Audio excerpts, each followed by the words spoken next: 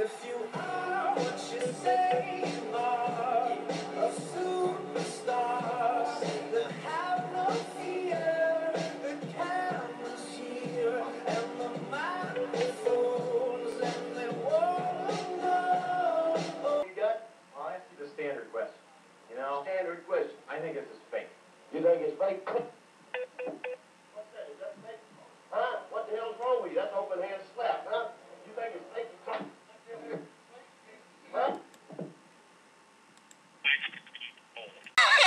You should say that, dude. Say that, dude. Why not? You know what I mean?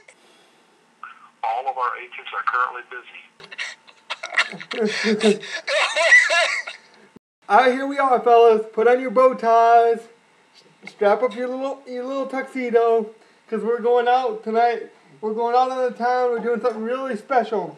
Get your penguin suits on, because this is the award show of Gridiron TV. We were going to do a Pro Bowl edition, but that takes too much time. We got lives here. We got lives. So we're going to do the best and the worst. No, not really. We do a podcast. How much of life do we have? I got to salvage a little bit of life I do have. But no. So we're going to do the best at key positions. We're going to do the best quarterback, the best running back, the best wide receiver, and then we're going to do the best defensive player. And then we're going to flip the coin. We're going to do the worst quarterback this season, the worst running back, the worst wide receiver, and the defense. And we're also going to do, I want to do, we're going to do Rookie of the Year. We're going to do Offensive Rookie of the Year. In the future, we're also going to do Comeback Player of the Year. Obviously, we can't base it off anything this year, so keep the stats in mind this year. And as we continue on this podcast for the next season, we'll do Comeback Player of the Year. But for right now, let's just hit the key positions. The best quarterback this year, I think you guys are going to say, what? Your jaws are going to drop to the floor. You'll probably start laughing at me like you do quite often. So I'm going to say the best quarterback is Eli Manning this year. How can you not say it's Eli Manning, in my opinion? He's undefeated still, isn't he? Yes, he is. Yeah. He doesn't put up wild stats.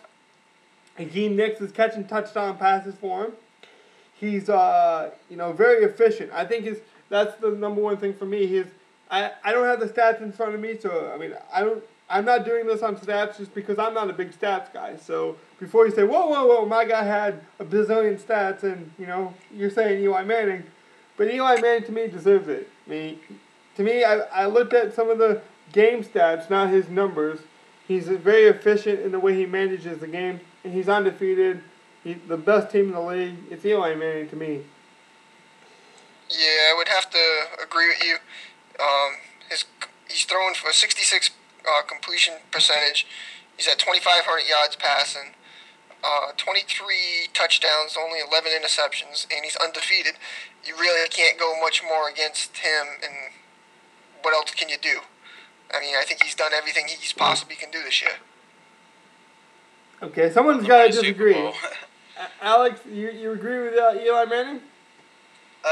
Yeah, I agree to an extent. I can't really think of anyone else who deserves this more, because there's no one who's been who's basically been the offense of their team, who's basically been all of their offense. I can't think of anyone who their team's relied on that much. There's been some guys who probably put up success because of that. Yeah, there's guys that probably put up better stats.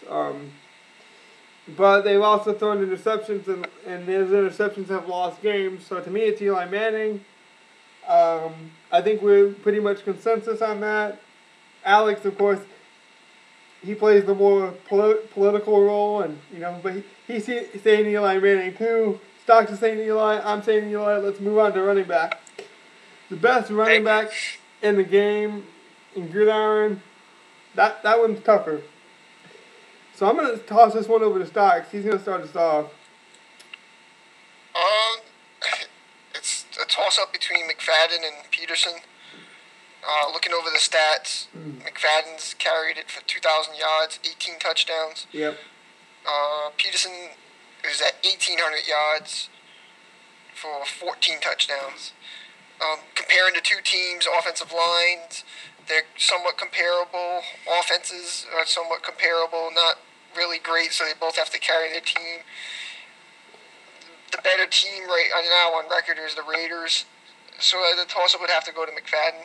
Yeah, I say McFadden too. Although, I know with the Vikings being in my division, early on I played him like week 3 or week 4, something like that. It was early in the season.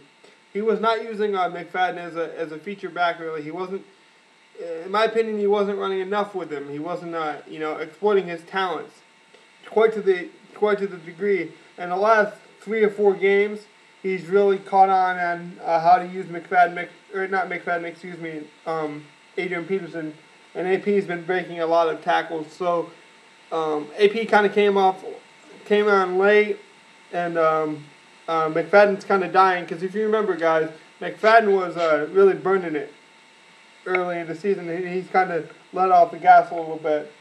So it's kind of flavor of the month. Who do you want? Do you want the more hotter AP, or do you want to take the more, the guy who was hot early, who's still got amazing stats? I still have to take McFadden. What about you, Alex? Well, there's a couple of guys who haven't been mentioned. Who, for example, Chris Johnson's been pretty much the whole offense of the Titans. So he deserves. Yeah, he may not have put up amazing stats, and he's got 13 touchdowns, 1,464 yards so far. He's averaging 5.7 yards per carry, which it's good, but it's not great. Mm-hmm. But if you know what I mean, just because of the role in the offense that he's had to play and stuff like that, I mean, some of these guys deserve a bit more credit, if you know what I mean, than they've gotten. Another guy, there's loads of people who, Jamal Charles is another guy who's up there as well with 20 rushing touchdowns, just under 1,000 yards, a lot of carries, but then it's kind of the way that the Bears guy plays. So yeah, I mean, there's argument for giving it to any one of these guys really, just because it's hard to kind of say whether it was more deserving for one or more deserving for another, if you know what I mean. Well, you can't really say in each situation unless you've played against them and stuff like that. It's kind of hard to justify giving it to one guy or another. As I haven't played a lot of these guys anyway, so I can't really tell how effectively they've been used. So if I poked you with a stick to set you up at the dinner table, who are you going to tell me is the best running back? Depends if they're at the dinner table or not. Alex, he's too political, but me and Stocks are going to tell you how it is. Moving on to wide receivers. Although I do agree with you real quick on a more serious note. Chris Johnson, Jamal Charles do deserve honorable mentions, but I think you go with consistency. You go with McFadden. On to wide receivers. Who's the best wide receiver in the game this season? Well, stats-wise, at the moment it's Andre Johnson with 13,000 yards so far.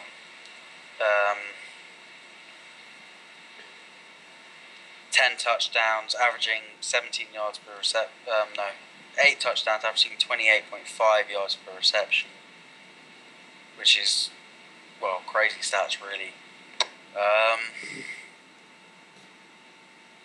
There's also Calvin Johnson and Vincent Jackson up there as well, both with, Calvin Johnson with 9 touchdowns, averaging 25 yards per carry.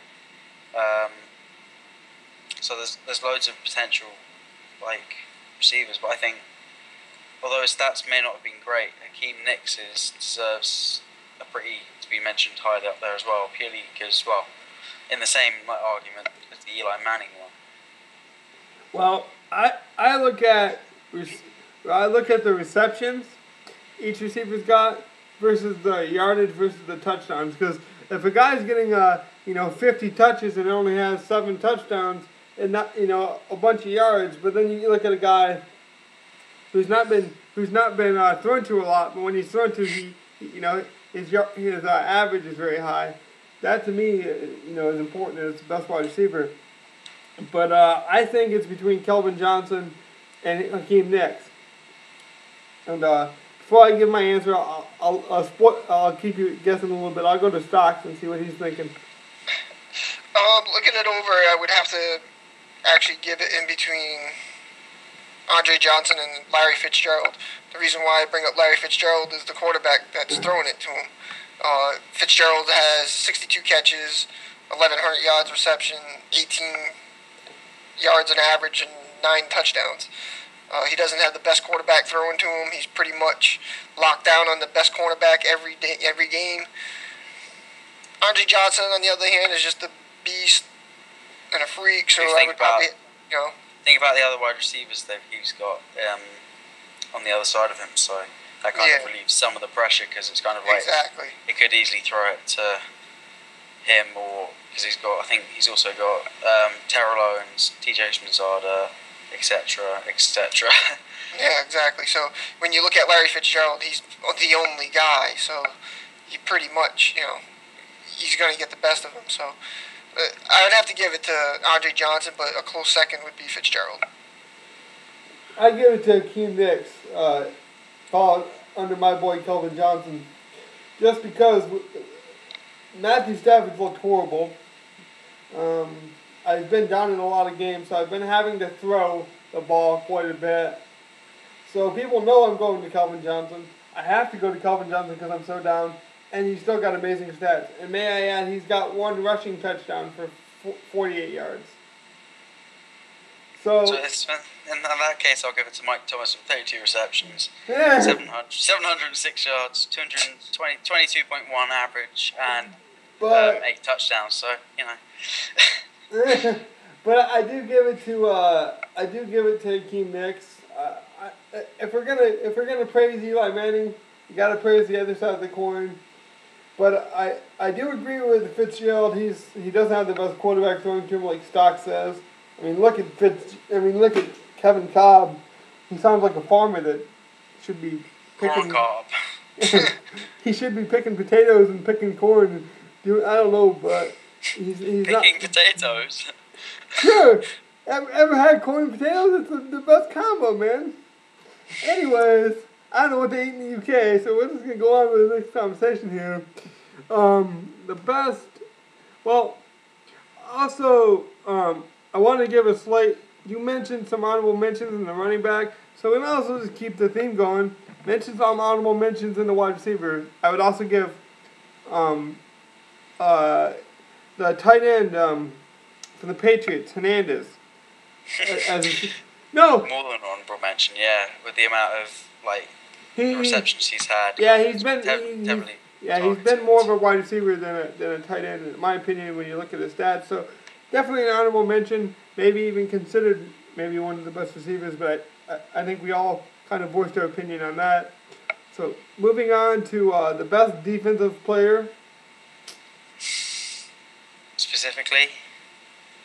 Yep. Wait, more specifically, are we doing overall? Okay, that's a very tough one. Yeah, I can't make it easy on you. I think Adonijah, the Bears defensive end. Did I say his name right? I'm not a Bears fan. Yeah, so. Israel Adonijah. With 21 sacks for the season, which is a ridiculous amount. And think about the lift that's given to the team as well, because loads of basically all the Bears defensive linemen have had sacks, and then they've had plenty of basically Urlacher has had 8 interceptions this season, so that's obviously got to be caused by the pressure caused by the defensive line, and obviously more specifically Adonijah. Yes, it is. I played him twice, and I gave him 3 interceptions, specifically to Brian Urlacher. So, if you know what I mean, that's purely down to pressure caused by the defensive line, more specifically. Yes. There's also you got to mention Malcolm Jenkins with the Saints for how many interceptions is it? 8, I think. 8 interceptions for the season so far. Yep. So I mean, Stocks isn't getting to toot his own horn. He's too humble of a guy, but Jenkins also deserves some credit because he's also got how many tackles? Quite a few tackles. Or maybe not. I'll get the interns on that one. I'm not sure off the top of my head. I gotta get some Jeopardy music so when there's a long pause. No, but lift music. the point is he's not just picking off balls. He's also got some tackles and probably helps the run support a little bit. But 8 interceptions from a what did he play? Stocks free safety. Yep. So for a free safety at 8 interceptions, that's pretty well. It's 34 tackles, a sack, and a forced fumble. So he's right up there. Yeah, I say Donajay, but you say Donajay, or are you gonna give it to Jenkins? I'm gonna go with Patrick Willis. That's what I was gonna just to say. He pulls that out. He pulls that out of left field. He's like, okay, Patrick Willis, and you say Patrick Willis too. Yep. 91 tackles, 2 sacks, 4 forced fumbles, 3 interceptions. Yeah. Best player. I still saying that 4-6 defense. Donajay has done amazing stuff. Maybe that's because I play him twice a year. David Harris is also up there with 75 tackles, 3 sacks, 7 forced fumbles, and 2 interceptions. So that's. Hey man, I could be biased because I played the guy like twice a year, and I do not want to see a Donajay again in my lifetime. But I still have to give it to the big defensive end because we all knew Patrick Willis was going to be good. We all knew he'd be probably the best linebacker in the game. My argument is no one was fearing Donajay until they got into that 4-6 defense, and that guy was coming off the end like a big bull and knocking you on your ass. And that's quite frankly what he does, man. There's no ifs, ands, or buts about it. And your butt's on the ground is what it is. So that's who I say. Moving on to the worst quarterback in the league this season. Worst or most underperforming? However you want to define it. I'll save you some time. It's Matthew Stafford. Well, you got to put Aaron Rodgers up there as well with 24 interceptions, sorry. From the, a bit different, but just a tad. 23, 24 interceptions from the amount of games that he's had, kind of. I mean, yeah, he's turned it around a bit and he's played considerably better as the season's gone on, but even then, it's not with that amount of interceptions. Sure, he's got a couple of guys like Tom Brady, Matt Shaw, Tony Romo, or Sam Bradford higher, but as Tom Brady maybe, but like the other two, you could say you'd expect more interceptions of them. But yeah, you could say with as him, Aaron Rodgers is rated so highly, it's kind of after just coming off like a Super Bowl win, it's kind of you'd expect more. Yeah. You wouldn't. Well, you'd expect less interceptions. You wouldn't expect him to throw 23 interceptions. You could make the argument. What is he in 98, 99? 98, 99 overall, something like that. You should say when Matthew Stafford's only an 80, 10 rating points difference, which means a lot in accuracy, which means a lot in, awareness, those type of things. So maybe you can make that argument. To me, I am biased on this one. I'm not gonna lie. But I can say at least with like Tom Brady, it's kind of he's thrown 31 touchdowns. While Stafford's thrown, not Stafford. Who is it? Aaron Rodgers has thrown 16 touchdowns to 23 interceptions, while Tom Brady's thrown 31 touchdowns to 28 interceptions. So you can see why I can kind of not having to go at anyone or anything with this. It's just kind of, or anybody's player or anything. It's just kind of saying. So what do you say, Stocks? You've been quiet over there. Yeah, I would probably have to give it to Rodgers, most underperforming. Just watching his season, the way he's going about, and you would think you would get a lot more from him, a lot more W's, and the weapons he has, and just his overall rating. You would think he would throw a lot more touchdowns. Yep. Yeah. What about running back? That's going to be a tough one. Because it's hard to judge people, because a lot of people may not run the ball that well, and it's kind of down to. But even then, well, we'll see.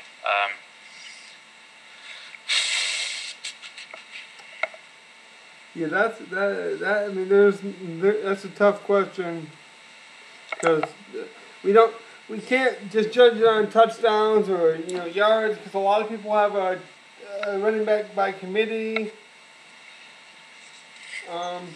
The guy who I'd expect more from and I didn't get more from him, probably Adrian Foster.